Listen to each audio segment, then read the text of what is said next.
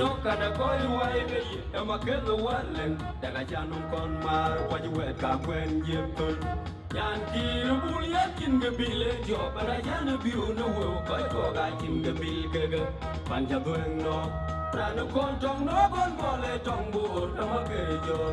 nang ma kwen jwe wel wu jum bil pam chugunan bai dei ku je cha be tare chugunan bai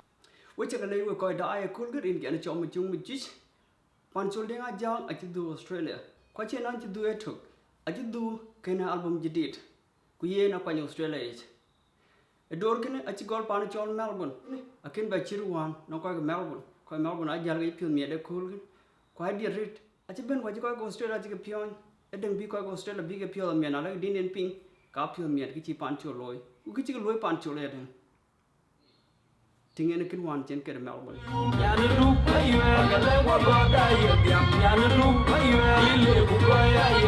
Yana do pay you, Yana been very team, Yana do pay you.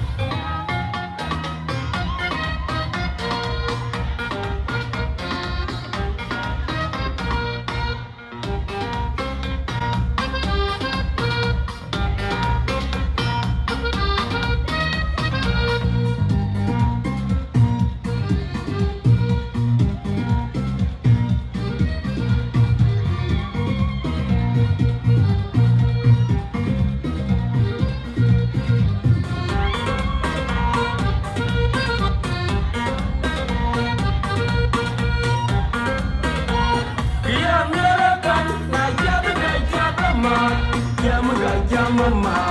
yam roll yet no to, yena yang American, tolero tol, yena yang American, echawalan ketin tol, yena yang American, nimne ay wir, yena yang American, yana dumu ding malwa, yana du payo, agala wagoda yediap, yana du payo, ile bugoya yeto, yana du payo, yana pinbari team, yana du payo.